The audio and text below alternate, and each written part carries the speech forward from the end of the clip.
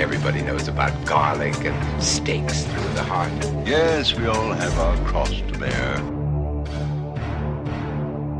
want to know what's going to happen? Let's wait and see. Wouldn't you agree? When you see a monster, you must stop it. I won't see you again until you're 73.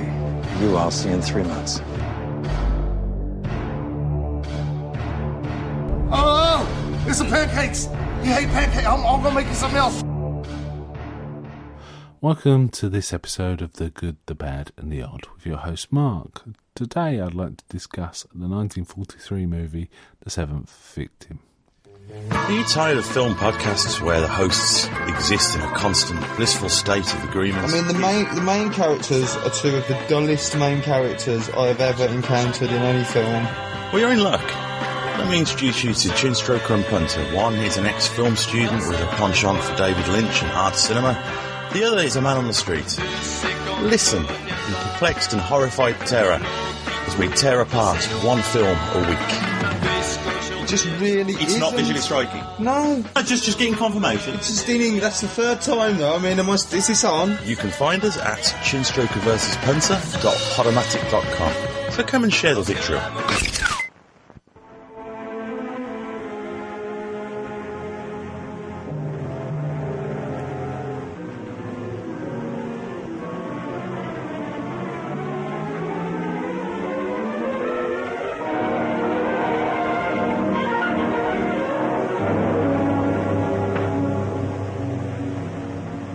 One night a man came in, tiptoeing in. I had a scissors in my hand. I struck at him. I ran away. He was lying in the hole. Blood around him. Your sister, Mary, is a murderess. I don't believe it. You go back to school and forget chocolate.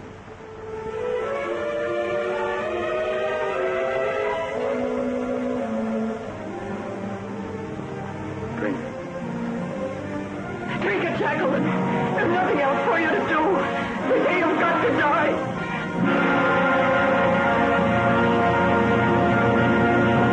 The Seventh Victim came out of the RKO studio. It was a B movie, but at that time Val Lewton was overseeing a lot of thrillers and such like the production of those. And he came out with some real corkers that are well known among the horror community. For example, Cat People, I Walk with a Zombie, Curse of the Cat People, things like that. The Seventh Victim is in that kind of stable. It's not quite the masterpieces of those are, but it's in the same ballpark. It's the same game. It's directed by a first-time director called Mark Robson, which may account for some of why it's not quite got the polish of the others. However, it's pretty good. The print I've got, it wasn't a perfect print. It could have done with a bit more cleaning, but it was a good enough print. It was on DVD. It was good enough print so you could tell there was real quality here. RKO was a fast production house, I think, B movies, but I think the technicians were pretty experienced. Looking at it, the lighting is absolutely brilliant. The use of black and white, their understanding of monochrome and how to use it, especially shadow, is really, really quite excellent, and it comes through in this film. The film itself concerns a young girl played by Kim Hunter, who's an actress in a few things.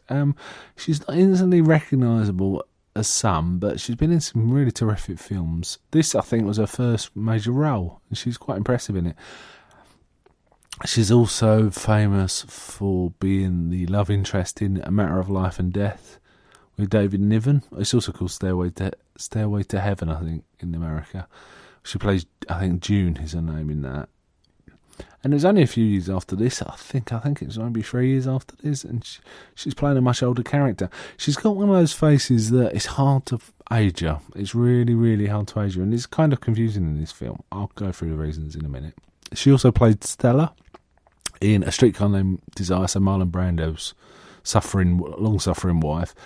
And she's also, probably most famously, you obviously won't recognise her in this, but she plays Zaira in Planet of the Apes, opposite Charlton Heston, which is kind of amazing, really. She must have been fairly old at that time, but she's very good as Zara. Anyway, in this, she plays a relatively young girl. It's hard to age her because she's like at school, but she's old enough to teach youngsters. So you're not quite sure how old she is. She could be 16, she could be 19. It's hard to say. And she's treated sometimes as an adult by others. In fact, treated much older than they should be treating on speaking to her, which is a bit odd. I think there must have been some script changes, and she was an older character, became young, but they didn't make modifications appropriately. This one involves her sister's gone missing. She's at a school, and they say, well, your sister isn't up. We haven't been able to trace her, so your fees are not being paid, so you're welcome to stay in here, but you have to take some teaching work to pay for yourself. But she's quite worried about her sister, so she wants to go off. And there's an odd little scene right at the beginning where she's seen off the premises, and an older teacher basically says, do not come back, stay in the world. I made the mistake of coming back because I was scared of the world, and now I'm stuck here. Kind of thrust, which is kind of interesting. Nothing much to do with the film other than it's about not getting stuck in places and trying to move on.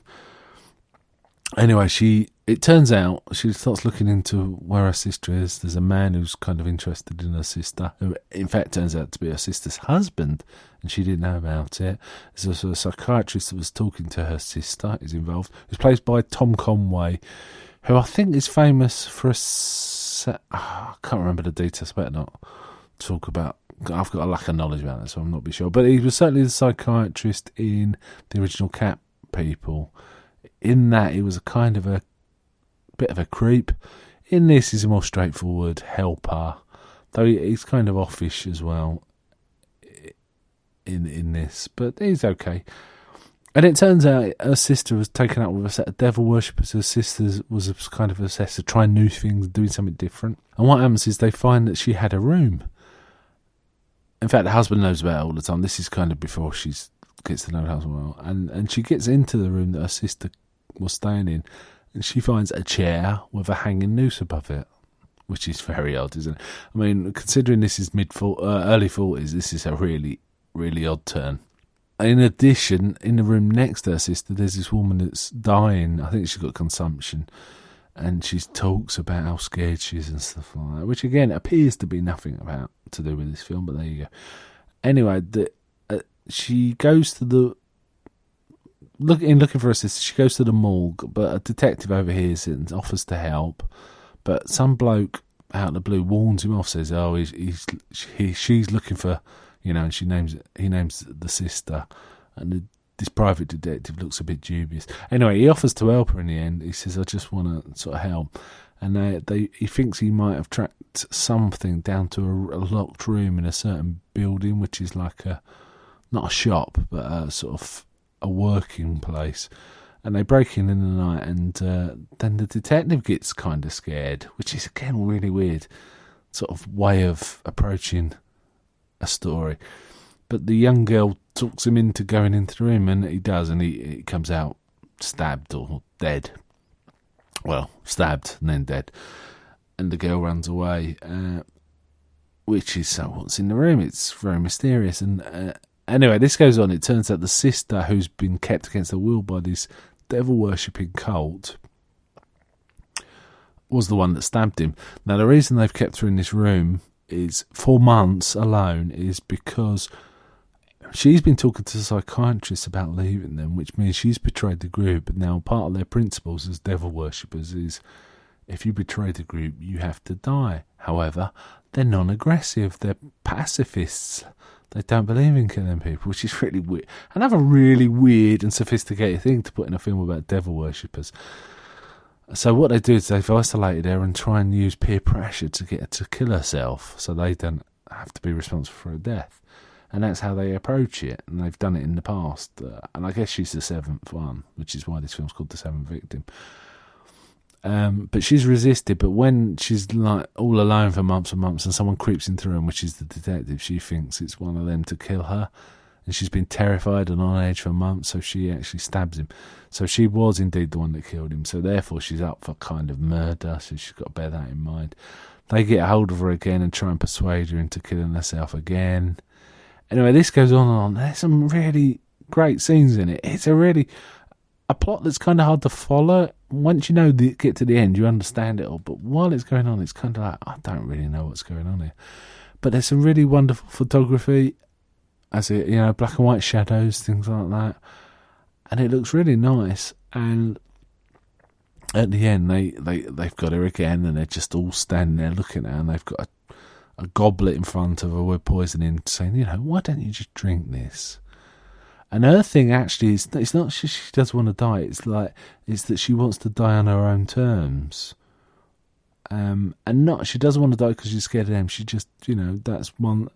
She's suicidal in a sort of another way of putting it. But she doesn't want to die on their terms. She wants to die on her own terms. And in the end, she's just about to drink. But one of the people she was good friends with in this cult, who she's kind of looked after, dashes it from her hand and sort of cries. And so they say, well, all right, you're free to go. And they let her go. And she starts wandering the streets. And then there's a scene which is kind of like Cat People. In Cat People, where the woman walks through the park, there's like she's walking around an empty New York city. And someone's obviously following her. Someone who's got murderous intent. I think, even though they're pacifists, they've obviously said, well, if she gets away, we still have to kill her. So they've got like a hired hand to do it. So she's being chased by this person with murderous intent, and she managed to get home. She managed to escape him and get home. And once she gets home, it turns out the husband, who's declared loved for her young sister, this is another odd thing, and the psychiatrist confront the devil worshippers who are just sitting around where they were before, haven't moved, and sort of lectures them about morality, quotes the Lord's Prayer to them in a pompous kind of way. And then leaves. That's it for the devil worshippers. Anyway, she's back home. The sister is back home. Sorry. The sister who is threatened by the devil worshippers is back home. And she meets the girl who's dying next to her, who talks about, and they have a talk about life and how it can escape you and how it used to be fun. And Jacqueline, the older sister, then basically talks the woman into going out one last time and having some fun, which she does. She goes against her, while the sister goes in her own room, to remind you, the one with the chair and the noose. And the film ends with the other woman who's dying going out dressed up to the nines, and suddenly she hears a chair fall over in the room next door. Doesn't think much of it and just goes down the stairs, and the film ends. She's obviously killed herself, but in her own terms. This is a film that is about death, and I think it was funny that Val Lewton was when he was asked directly, "What's this film about?" and his answer was that death is good, which is really odd. It's a really odd, almost surreal, almost Lynchian kind of feel, but it's not that weird. But it's definitely unconventional and kind of interesting. I kind of liked it. I'm a kind of a fan of Val Lewton stuff, where he's been the producer, I have to say, and I'm kind of a fan of one of his main directors, which is Jack Turner, who went on to make Night of the Demon, also called Curse of the Demon, which is quite a good film. I have to say, I've got the Val Lewton box set, of which this is part, of DVDs, and it's got all the ones I mentioned, Cat People, I Walk with a Zombie, Curse of the Cat People, but it's got some other ones that are really good as well. This one, for example, Seventh Victim, Isle of the Dead, The Body Snatcher, Bedlam. A lot of these star Boris Karloff in kind of different roles than what he usually does, and they're really good. I haven't seen them all. There's a few others that I haven't watched that I didn't like the sound of the stories, but I think I'm gonna get around to watching them. But this one was rather good, and I'd recommend it. In terms of a double bill, it occurred to me that there's another quite famous film involving a devil worshipping cult that sort of inveigle their way into your company and are kind of charming and are set in a city, and that's Rosemary's Baby. The crew from Rosemary's Baby are kind of like that. So I think this will be a good bill with Rosemary's Baby. I personally would give this. I had thought about this quite a while. There's some issues with the film. It's 40s, and it's got that very 40s way of approaching dialogue and stuff. But I kind of watched a lot of 30s and 40s films over the years, and I'm kind of used to it. And I think to a younger viewer, it may appear very staid and very unrealistic, but I'm fine with it, and you have to make allowance for that. I mean, that's reasonable for any old film. I would give it 70 out of 100 after much consideration. I had it lower than that at first, but the more I think about it, the higher it got. So I've got 70 out of 100, and the IMDb score is quite similar at 6.9 out of 10. I think those votes will be self-selecting, because this isn't a famous film. It's not like one everyone's seen, so I suspect people would go on it who like it most likely and want to say something good about it, so got to bear that in mind. But having said that, I liked it and I thought it was good, and I'd recommend it. Out of good, bad and odd, I'd say it's odd. It's distinctly odd. I think it's probably one of the first films to deal with devil worshippers. I think I remember one starring Bela Lugosi maybe back in the 30s. I've got a feeling it was called Black Cat.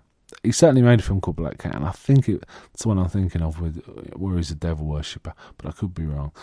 But what's intriguing is how sophisticated these devil worshippers are. It's kind of... I've not seen anything like it from that earlier period. I really haven't. Anyway, there's my recommendation. It's definitely worth catching if you can. I'd say it's a buy, but it's a quite specific like, I think. So it's rent and see how you go. Okay then, that's it for this time. Bye.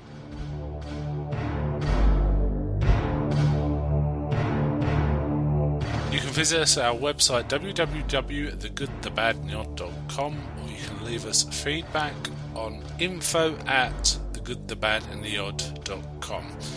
Any feedback you leave will be greatly appreciated, and we should be sure to mention you. We'd also very much like any iTunes reviews.